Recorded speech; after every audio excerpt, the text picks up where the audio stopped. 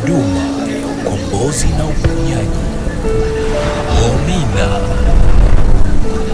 Hosanna Ministry of All Nations, kutoka kwa Mtume G.K. Mwansasu.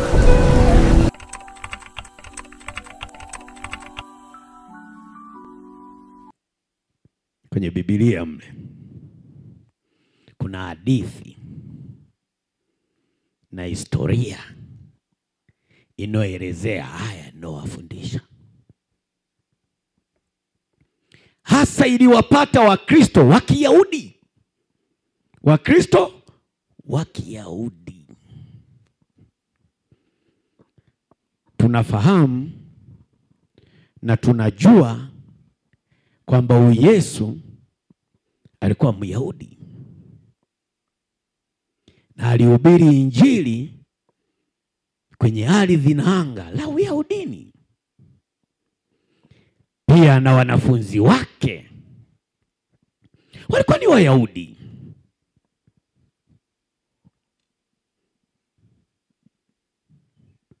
Wanafunzi wa Yesu. Lakini baadaye, baada ya kufa na kufufuka, huyu Yesu akaitwa Kristo. Kukatengenezwa jumuiya ya Wakristo wa Kiyahudi. Jumuiya ya Wakristo wa Kiyahudi. Jumuiya ya Wakristo wa Kiyahudi walilifundisha kanisa kuwa ili Ukristo, ili uokovu wako,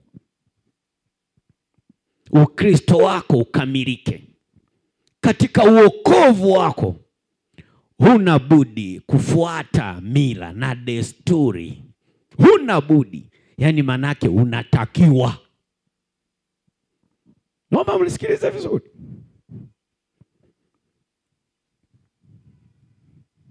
Ili Ukristo wako, ni wao wanasema. Na hawa wanaosema ni nani? Ni mmoja wapo, ni hawa wanafunzi wa nani? Wa Yesu. Wanaenda kupeleka Injili ya ufufuo kwa Yesu. Sasa amekuwa Kristo, manake na sisi tubadilike tuwe wa nani? Wa Kristo. Katika kuwa wa Kristo, hawa Wayahudi wa Kikristo walisema ili Ukristo wako, ili Ukristo wetu uwe mkamilifu katika uokovu wetu, yani manake tuwe na matokeo, ni lazima tufuate mila na desturi za Kiyahudi. Na wakaenda mbali, wakasema ni lazima ufuate sheria za dini ya Kiyahudi. Unaona?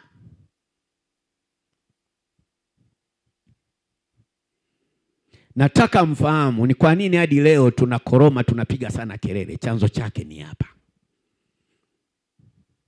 Hawa ni Wakristo, manake Yesu amekufa, amefufuka, ameitwa Kristo. Wakristo, nimewambia sio dini, ni mabadiliko ya tabia. Ndio maana leo hapa tunajifunza.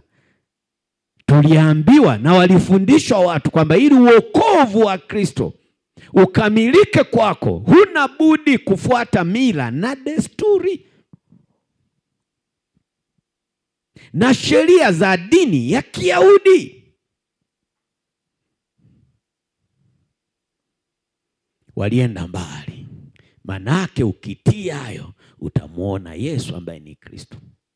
Kumbukeni nilishawafundisha, kumuona Mungu, kuonekanika kwa Yesu ambaye ni Kristo, ni kujibiwa maombi yako. Wanaotoa hii hadithi na kuyasema haya ni mmoja wapo ya wanafunzi wa Yesu. Kwa huu wakati ni wanafunzi wa Kristo.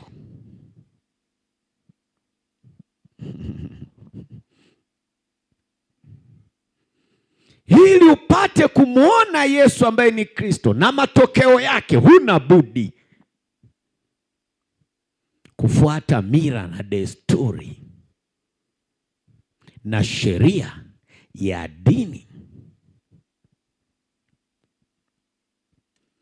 ya Kiyahudi.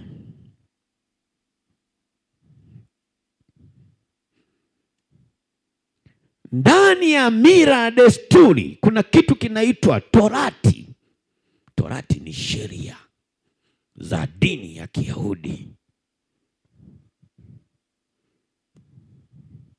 Kuna siku mtanielewa. Kwa ukiona hadi leo hii wewe unasema umeokoka, lakini unatembea kwenye Torati, mila na desturi za Kiyahudi, dini ya Kiyahudi, we uokovu kwako bado.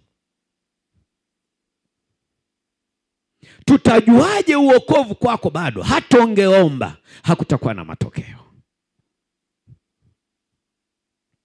Nimetumwa niwaambie, hao walikuwa ni wanafunzi na kanisa linalosema limempokea Yesu kwa ni Kristo, linahubiri injili kwamba ili Kristo adhihirike kwako lazima ufuate mila na nini na desturi za Kiyahudi na Torati ya Musa, sheria.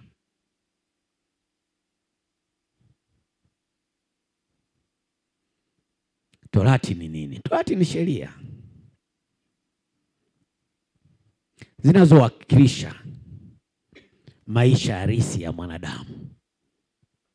Tunaposema maisha halisi ya mwanadamu, mfano tu sheria za nchi yetu ndani ya katiba yetu ni Torati. Mimi ndio maana nasema hivyo.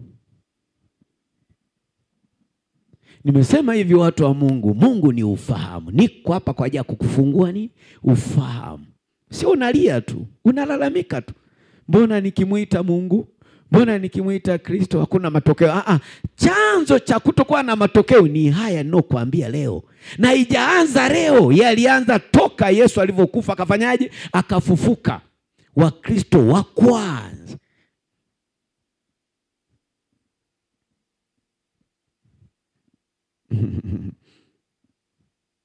sheria zote za kimwili tunazipa nafasi, ni Torati, ni sheria.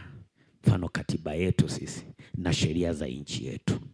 Kwa hata Musa Torati yake, unajua Musa aliandaa taifa lake. Aliandaa taifa lake likawa na sheria zake. Sasa kama leo hii ndani ya Kristo anataka kuishi kwa sheria za Musa, sijui.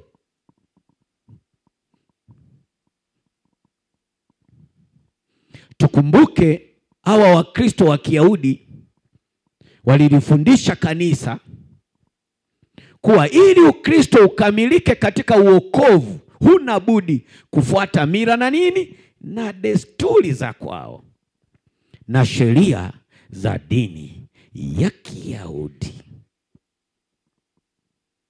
Ndani yake kuna Torati.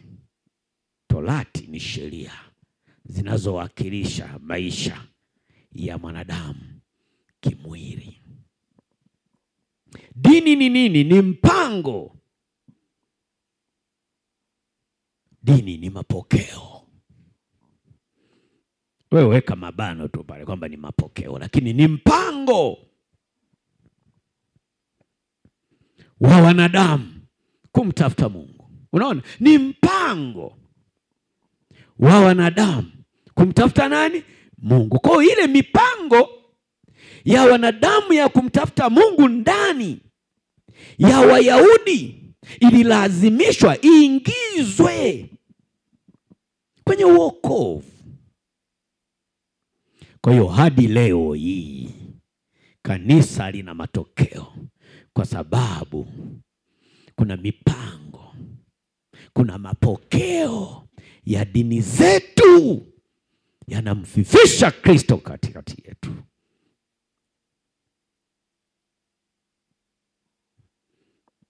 Dini ni mpango, dini ni mapokeo ya wanadamu kumtafuta Mungu. Tukumbuke ili uokovu, Kristo wako ukamilike katika uokovu. Leo tunaona uokovu ni nini? Ni mpango wa Mungu kumtafuta mwanadamu kwa njia ya Yesu ambaye ni Kristo. Hivi vitu ukivizingatia utavuka kwenye wokovu wako.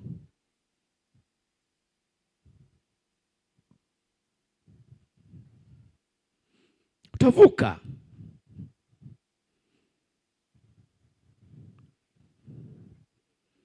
Mila na desturi. Mila mojawapo ya Wayahudi ilikuwa ni tohara kwa mwanaume, kwa watoto wa kiume, wazaliwa na wageni na wale walionunuliwa ndani ya huo ukoo, ndani ya hiyo familia. Kwa hiyo watu wa Mungu hawa Wakristo wa huo wakati wa Kiyahudi walienda kufundisha neno la Yesu ambaye ni Kristo kwenye kanisa, kwamba ili Yesu ambaye ni Kristo adhihirike kwako, unatakiwa upokee mila na desturi, mojawapo tohara, utairiwe. Kitu ambacho mimi leo nasimama hapa sio. Na ndio maana nasimama na ushuhuda na kwa nguvu zote kwamba ni chanzo cha kumfanya Kristo asidhihirike mpaka leo. Leo mimi nimeokoka, mila na desturi yetu lazima tukatambike, lazima tukajenge nini? Makaburi. Watu wako makanisani wanaishi haya maisha ya Uyahudi. Nimesema roho ya Kiyahudi bado inatembea. Unajua wengi hawajui Uyahudi au Uyahudi, msifikiri ni jengo, ni roho. Hiyo roho hadi leo ilimkataa Yesu ambaye ni Kristo, ilififisha injili ya ufufuo wa Yesu Kristo yenye faida kwa wanadamu. Ile roho hadi leo inatembea. Kuna watu wako humu wanashiriki vikundi vya kufa na kuzikana, wako humu. Kuna watu wako humu wanajengea makaburi kwao na huko wanasema wameokoka. Tuachane hata hapa. Kanisa hadi leo halina matokeo la wokovu. Ni kwa sababu ya haya yasema. Kwa hiyo watu wa Mungu tufanye nini? Ili tuweze kuvuka, ili Yesu ambaye ni Kristo awe na matokeo kwetu, tuachane na mila na nini? Na desturi. Mitume wa Yesu walishindwa.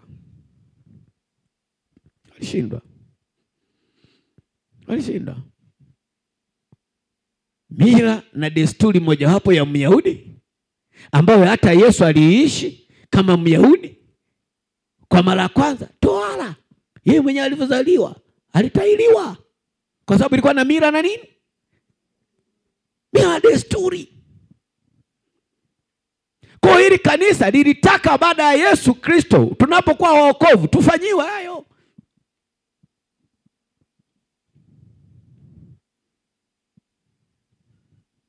Kuna siku mtanielewa. Lakini tukiweza hii roho ya Kiyahudi kuipiga, tukaachana na mila na desturi, kutakuwa na matokeo ndani ya kanisa.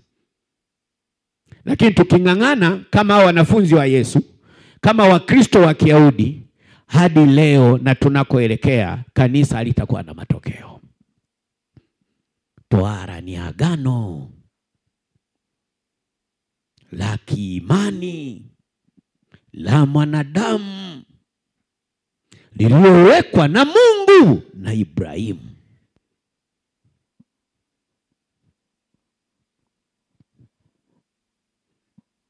Watu hawajajua kuna dini hadi leo bila tohara hawajaishi. Kuna dini leo hii bila kutembea kwenye mila na desturi na sheria za Musa ndani ya Wayahudi, hadi leo hawajafanya ibada. Tunaona zipo dini nyingi tu.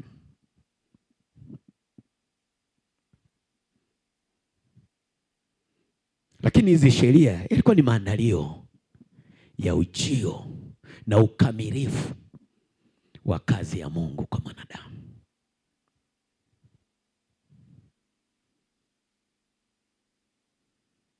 Ujumbe wa leo nasema roho ya Kiyahudi, roho ya Kiyahudi. Tuifanyie sana hii kazi. wengi kanisa waje kufanya ibada na kuishughulikia hilo. Ndio maana kanisa lilikuwa linashindwa kutoka. Mimi hapa nimepewa mamlaka kuishughulikia. Haleluya. Haleluya. Hadi leo ukifika pale Israeli, hawa Wayahudi, hii roho hadi leo inamkataa Yesu kwa sio Kristo. Hii roho inatembea hii. Inatembea. Inatembea. Inatembea. Tohara.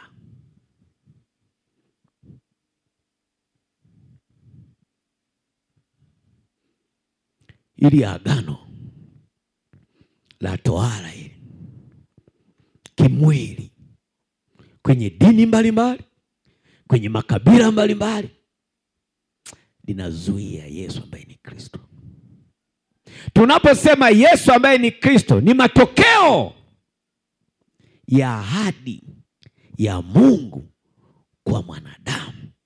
Kwa hiyo kama ulikuwa hujui nini kikwazo kinachokuzuia wewe Yesu ambaye ni Kristo wa urejeo ndani ya madhabahu Mina, anashindwa kudhihirika, nimesema badilika, jitathimini.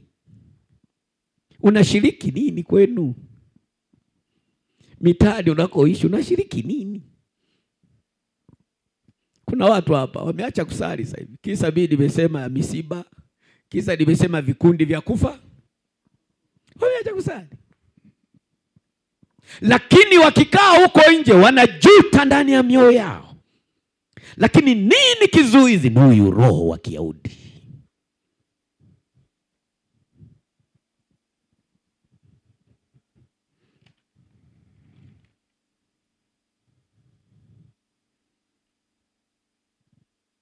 Ibada iliyopita mliokuwepo, niliagiza kitu kimoja hivi kwamba tujaribu sana kukifanya.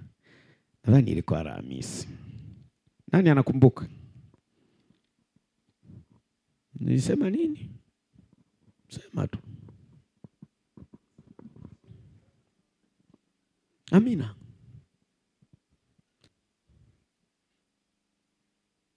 Baada ya kufunuliwa na Mungu ili tuweze kutoka Israeli mpya tulipo, nilisema tukasome, tukatafakari neno la Mungu lililoko ndani ya Wagalatia.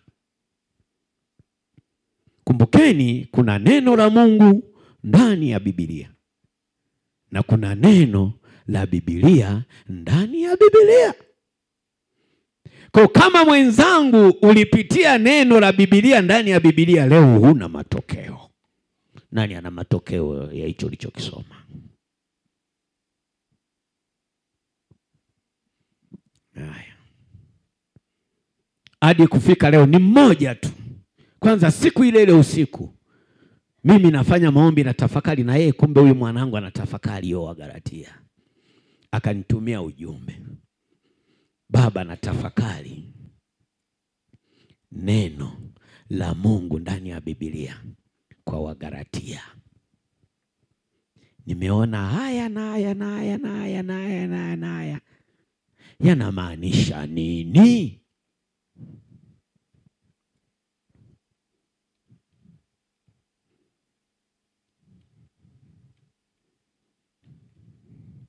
Swali moja hapo aliloniuliza yule mtoto, alitaka kujua hawa Wayahudi kuhusu kuokoka kwao kulikuwa kuaje hao Wayahudi hao. Ibaki akisoma hapa hapaelewi. Nilimfurahia sana huyu mwanangu sana. Swali lake la pili akasema, Torati, mbona naisoma sana hapo? Hii nini chenyewe hiki?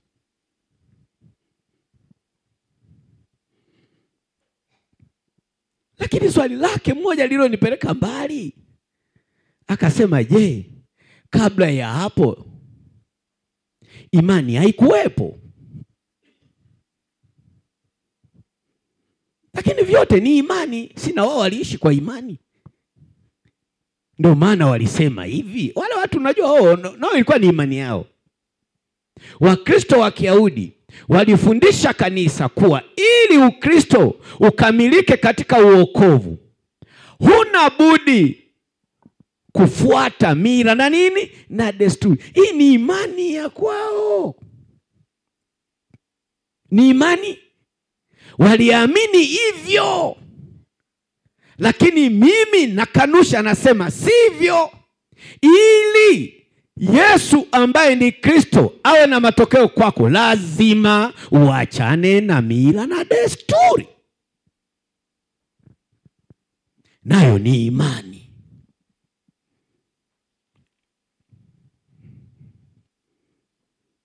Lakini ndani ya swali lake lingine akisoma mara pale, aliona kitu kinaitwa tohara katika imani ya Kiyahudi. Akaenda mbali kwamba hii tohara haikuwahusu wanawake. Mbona siwaoni kwenye uokovu kule ndani ya Wagalatia? Nikasema safi sana. Alienda mbali. Alienda mbali. Je, au wanawake wa Kiyahudi kwa mila na desturi ya Kiyahudi, je, na wao walishiriki tohara? Aliuliza.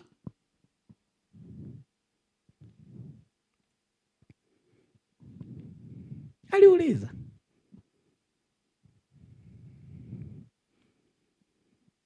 Ili kanisa liwe na matokeo, lazima tuzikimbie mila na nini na desturi za makabila tunaotoka, za koo zetu tunazotoka.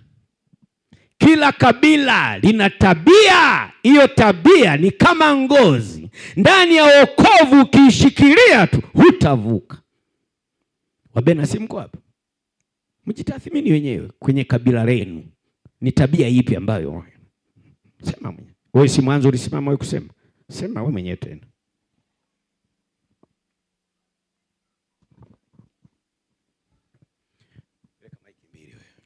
Kwa saa hizi inapungua. Wapo. Hebu acha bwana.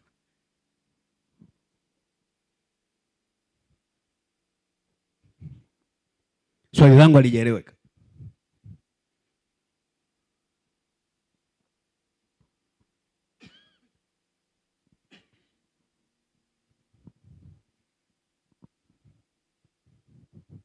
Nimesema mila na desturi zinabeba koo na makabila mbalimbali. Tuko ubenani. Ili Yesu ambaye ni Kristo kwetu sisi wabena, ili aweze kudhihirika, tunashauriwa na kuagizwa tuache mila na nini na desturi. Je, ni mila ipi ya kibena ambayo ni asili ya wabena? Mimi ndo swali langu. Sio kwa sasa inaanza kupungua. Inaanza kupungua nini?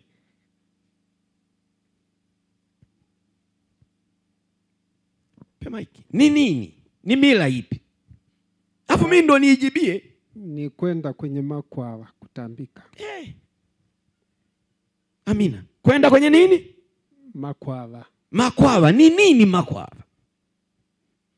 Yaani mabondeni wana desturi ya kila mwaka miezi ya sita wanasafiri na familia. Miezi ya wasita, mila na desturi mojawapo ya wabena huwa wanasafiri na familia. Kwenda kufanya ibada gani? Wanaita ya makwawa. Makwawa. Hiyo ibada inakuwa katika mfumo gani? Hapo sielewi vizuri. Maana sijahudhuria. Amina. Kwa mila pure asili ya kila kabila, tusipokubali kuiacha ndani ya Kristo, Kristo hataonekana kwetu. Tunaona kabisa Wayahudi waliookoka hawakuwa tayari kuacha mila na desturi ya Kiyahudi ya kufanyiwa tohara.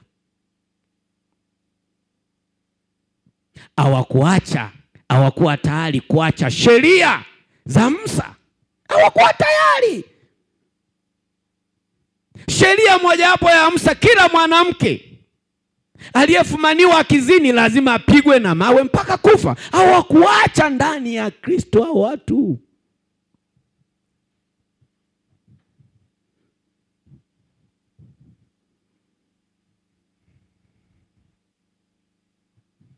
Nimewaambia hadi leo kuna baadhi ya dini zinayaisha. Watu wanasema msile nguruwe. Kwa nini? Biblia ilikataza wakati wa Musa. Usile nini? Ni Torati. Ni sheria. Sheria.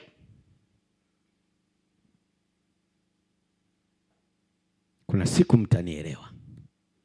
Lakini ujumbe wetu uko pale pale. Roho ya Kiyahudi. Ndani ya roho ya Kiyahudi tunakataliwa mila na nini? Na desturi. Hebu tufungue sasa Wagalatia 2. Ili tuweze kushuhudia kwa haya ambayo nimeyatolea maelezo. Kwamba hawa mitume walishiriki kupeleka mila na desturi za Kiyahudi ndani ya wokovu.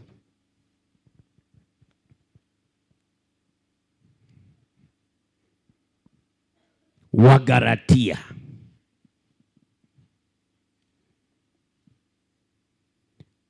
Tujitahidi sana watu wa Mungu kuachana na mila na desturi. Matendo ya Mitume 11. Neno la Mungu mstari wa 3 linasema hivi.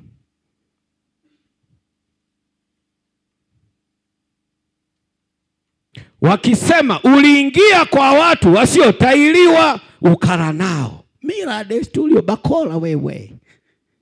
Nani anelaumiwa hapa? Ambaye ni nani? Petro. Ambaye alifanya kazi na nani? Na Yesu. Anawekwa kitimoto wewe. Umeingia kwa watu ambao hawajafanya tohara wewe mnajisi wewe. Kuna siku utanielewa. Kuna siku nimewaambia kuna neno la Mungu ndani ya Biblia.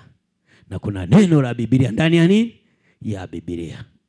Ndani ya Biblia neno la Mungu linaongozwa na Roho Mtakatifu, anakufunulia haya naokupa. Lakini kila siku mahala hapa unasoma ni kwa sababu unajua kufanyaje? Kusoma na kuandika. Kwani kuna shida gani? Wengi ndani ya wokovu wanasema Yesu ni Bwana, huku ni vipofu. Ndio bado wanasema watu wamekariri tumaandikwa je kutokea kini? Wataamua. Wewe mzee, utaamua manake ni?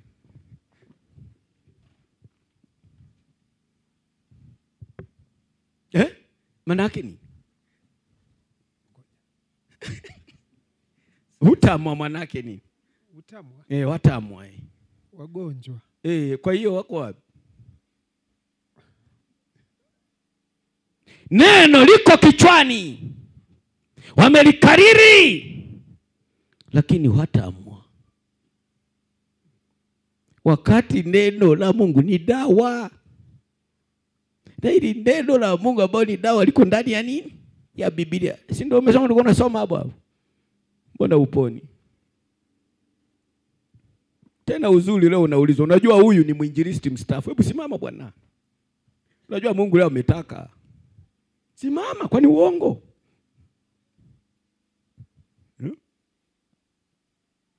Ni mwinjilisti wa dini X.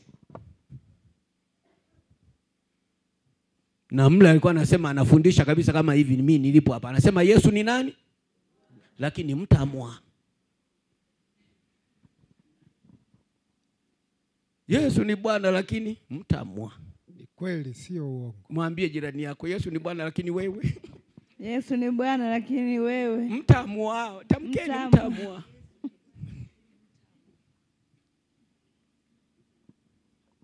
Kaa mtu wa Mungu. Kaa.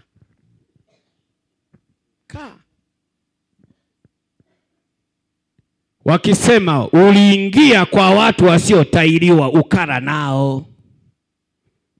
Ilikuwa ni kesi bwana. Matendo ya Mitume 15. Mimi nataka ushuhuda. Ni Roho wa kweli wa Mungu anayekufundisha. Niko mahali hapa, si mie anayenena, si mie. Hii injili ya ufufuo inaongozwa na nguvu ya Roho Mtakatifu. Lakini tusisahau Roho Mtakatifu anakaa palipo patakatifu. Ili ufunuliwe haya, lazima utembee kwenye kanuni na msingi wa Roho Mtakatifu. Mwinjilisti mstaafu alikuja hapa na matatizo, ndio maana hadi leo yuko hapa. Alikuwa na nini? Lakini alikuwa anasimama hapa anasema Yesu. Tena anaongeza kabisa, anasema anaponya, wakati yeye mwenyewe mtamwa. Nikamsikia askofu mmoja anasema, nashukuru sana hospitali ya India na wale madaktari wa India. Yani acha kama, yani ameniponya, yani nilikuwa nakufa. Lakini akirudi madhabahuni, Yesu anaponya. Kwani haja kuponya wewe kwanza? Hadi akapita kwa Wahindi huko India huko. Mimi utakuja kuniona naumwa. Mimi hapa hakuna utamu hapa. Hakuna. Kwa sababu anayeishi si mie. Ni ile Roho, ni Kristo, ni neno. Ndio maana siku zote watu wa Mungu nawaambia, mimi ninapotafakari hili neno la Mungu ndani ya Biblia, kama kuna tatizo ndani ya mwili wangu naona kinatoka. Ndio maana mimi siwapigiagi simu naomba mniombee. Au kuna mmoja nimewahi kumpigia hapa. Hata mama mtume tu, tumelala pamoja, mimi sija kumwambia wewe niombee. Wapi nimewahi kukuambia? Mimi si useme. Jamani, tuko wote hapo hapo. Aseme simama, hebu mpeni mic. Wewe mama mtume sema, kuna siku mimi kuniombea mimi wewe. Unajua mengine tunapofundisha lazima tuanzie nyumbani mwetu. Lazima tuanzie nyumbani mwetu. Wewe mama wa watume wewe. Hebu simama sema.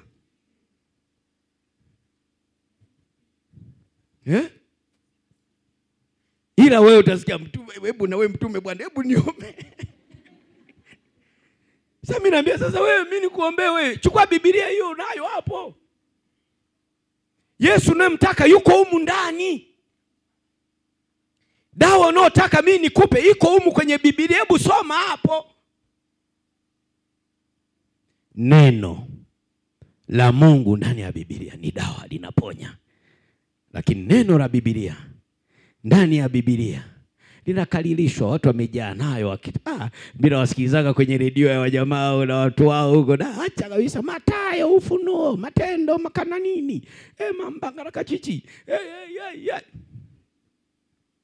Ukimwangalia yebo nyekundu, huku nyeusi. Nini hicho? Tusipoyasema haya watu wa Mungu hatutafika. 15 mstari wa kwanza unasemaje? Matendo ya Mitume. Neno la Mungu linasema, wakashuka watu waliotoka Yudea wakafundisha wale ndugu ya kwamba msipotahiriwa kama desturi ya Musa hamwezi kuokoka. Wewe nimesemaje? Mike si una huyo mwenye mike. Mimi nimesemaje? Hiyo Matendo ya Mitume 15 mstari wa kwanza nimesemaje?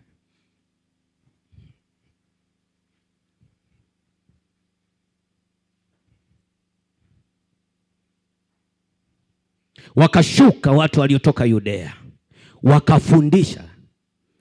Na hapa ushuhuda kwamba injili ya Yesu ambaye ni Kristo imeshindwa kudhihirika mpaka sasa. Chanzo ni hawa. Kweli watu wa Mungu, usipotahiriwa, usipotembea kwenye sheria ya Musa kama Torati, kweli Kristo hawezi kadhihirika kwako. Tusipozuia neno kama hili ndani ya Biblia hatutavuka. Hili ni neno la Biblia ndani ya Biblia, halina matokeo. Wakashuka watu, ni roho hizo. Kumbukeni, tunapojadili watu tunajadili roho iliyobeba kitu. Ni roho ya namna gani iliyokujia kwako wewe? Ndio maana mlipokea viinjili vya kijinga jinga tu. Tasikia ngoja tukashuhudie mitaani. Anayepiga hodi kuja kushuhudia utacheka, kapiga nyengera mumu. Mnajua nyengera mumu nyinyi? Yeye unataka wasiara nyinyi. Nchi imeendelea, imetoka mbali.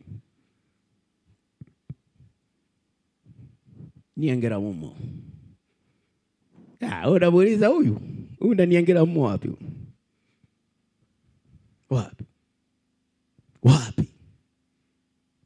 Roho imekuja inazunguka, inazuia uokovu. Kwa watu wa Mungu, tuache mila na nini? Tuache mila na nini? Tukitaka Yesu ambaye ni Kristo. Hizi tabia tulizonazo za ndugu hizi, tusipozikwepa hatutafika. Watanisema sana mimi sikwenda kwenye ule msiba. Sawa, wewe nenda tu. Watanisema sana ile harusi mimi. Wewe nenda tu. Utajua wewe. Ndio maana nimefika sehemu hapa mimi sitaki hii injili nilionayo izoeleke. Kuna siku mimi nitawaacha nyinyi. Nitaanza kuchapa injili kama ya jamaa.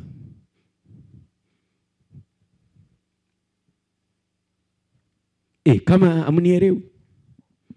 Yaani mniharibie mimi kazi ya Mungu. Wapi. Make nikicheka na nyinyi kila siku. Ulikuwa kutambika, kesho nimekuhubiria wewe ni kutambika. Tufanye nini sasa?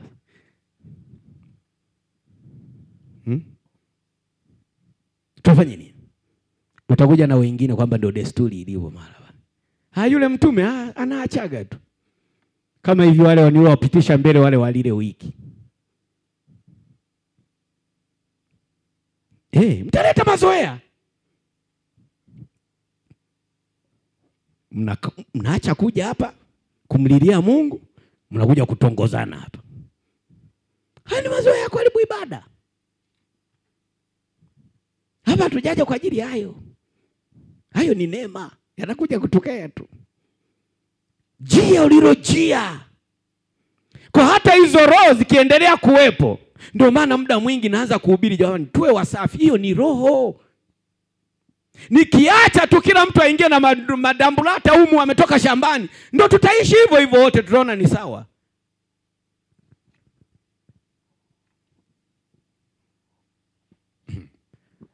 Tumesoma mstari wa kwanza, nenda mstari wa 5. Leo tutachelewa sana, kuna umuhimu.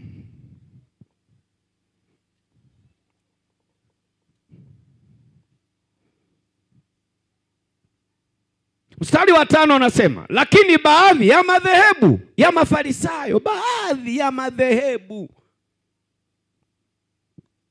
ya Mafarisayo walioamini wakasimama wakisema ni lazima kutailiwa na kuagiza kushika torati ya Musa. Unacheka. Haya. Wakati naanza kufundisha, kuna wengi roho zilikuwa zinawashuhudia, mnaona mimi ni muongo na wasingizia mlioambiwa na wazungu au mtume Paulo. Sijui nini alifanya. Hakuna. Tusiishi kama maji kwenye chupa. Roho anaingia popote, anatufunulia kila mara, na sisi tuna uwezo wa kuongea na Mungu tukafundishwa na tukaelezwa vilivyo vibaya ndani ya Biblia. Tusiishi kama maji. Mimi ni mtume niseme. Nimetumwa niyaseme haya. Na haya lazima niyaseme. Lakini baadhi ya madhehebu ya Mafarisayo yapo. Tunaona Pentecostium. Tumeona midudu gani? Leo ukichukua dini kama dini na Pentecostium viko sawa tu huko. Ni vitu viko sawa tu, havina utofauti. Mtu wa dini analia na wewe unasema Yesu ni Bwana unalia. Wapi na wapi bwana? Injili ya wapi hiyo? Wote mnakutana kwenye misiba. Injili ya wapi hiyo bwana wewe? Wote mnakutana kwenye michango ya kufa na kuzikana. Injili ya wapi hiyo bwana wewe? Una imani ya nani? Unataka kusimamia nani wewe? Mwanadamu? Haya ni madhehebu. Na lazima mjue nini maana ya madhehebu. Dhehebu ni vikundi vilivyojitenga na hizi dini. Sasa maana ya kujitenga kwako ni nini? Kuna mlokole ambaye hajatoka huko. Mimi mwenyewe nilikuwa Mluteri na nilikuwa Msabato. Si mloka kwenye dini. Hakuna ambaye hajatoka huko. Nini maana ya dhehebu? Madhehebu ni vikundi vilivyoundwa na watu vinavyotokana na dini. Maana yake amejitenga, umeona pale hapafai. Wewe ukasema ni wa Yesu ambaye ni Kristo. Alafu tunakuona na wewe kufa na nini? Ndio injili mpaka leo inashindwa kutimia. Si tunaona dhehebu ziko hapa. Unaona? Wanajiita warokole. Harusi zao wako kwenye kumbi. Utasikia wako hao muhimu wanakaa huku na bia, sisi ambao ni sisi. Hebu tuamue. Mnasikia watu wa Mungu? Tuamue. Walioamini wakasimama wakisema ni lazima kuwataili na kuagiza kushika torati ya nani? Madhehebu. Nenda mstari wa 16.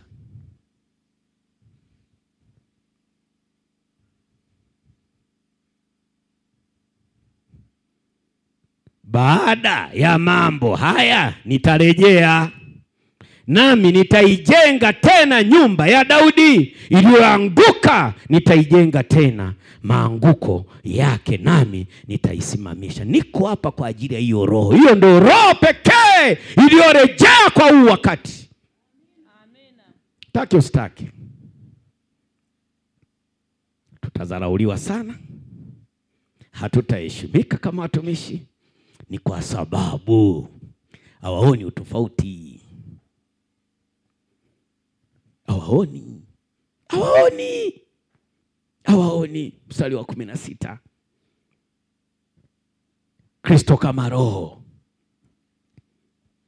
inataka kuijenga injili yenye matokeo ambayo haitabishwa. Ndio injili inayohubiri ya urejeo ndani ya ukoo mpya yenye matokeo. Niko mara hapa nataka kuona mabadiliko, matokeo ndani ya maisha yako. Sio unakuja kila siku unalialia tu hapa. Wengi mbadiliki ni kwa sababu ya tabia. Na leo nilikuwa nawachunguza sana mnaoanguka nyinyi. Na kwa sababu roho aliandaa huu ujumbe, nilikuwa nawachunguza sana. Mnaanguka ni kwa sababu ya vitabia fulani. Badilika.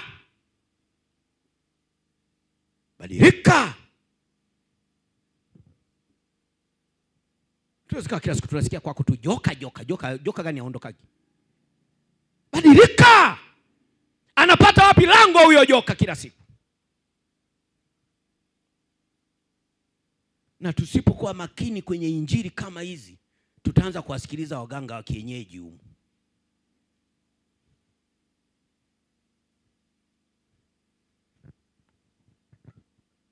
Mtume usimsikilize Roho Mtakatifu, unaanza kumsikiliza pepo hapa. Anasema nani ulikuwa unatajwa hapo wewe? Enea, huyo pepo huyo wewe. Enea leo umekombolewa na wewe mtume unaona ni sahihi. Mwisho wake nitaanza kuendesha ibada kwa kuziza mapepo eti. Ibada za wapi? Haya madudu ni majanja sana haya, msipokuwa makini. Hii ni roho inatembea kwa ajili ya kuharibu injili ya kweli yenye matokeo. Lakini ili hizo roho zisionekane hapa, tubadilike tabia. Tubadilike. Kwa nini aondoki huyo bibi? Kwa nini aondoki? Na kanuni, bibi aliye mchafu ukiona anang'ang'ania mara, anakaa palipo pachafu. Pepo amtokapo mtu huenda mahali pasipo na nini? Na maji. Maji ni nini? Agano la kale ambapo ndio mambo ya zamani hayo. Yohana Mbatizaji ni agano la kale, wengi mtanipinga. Hii ni historia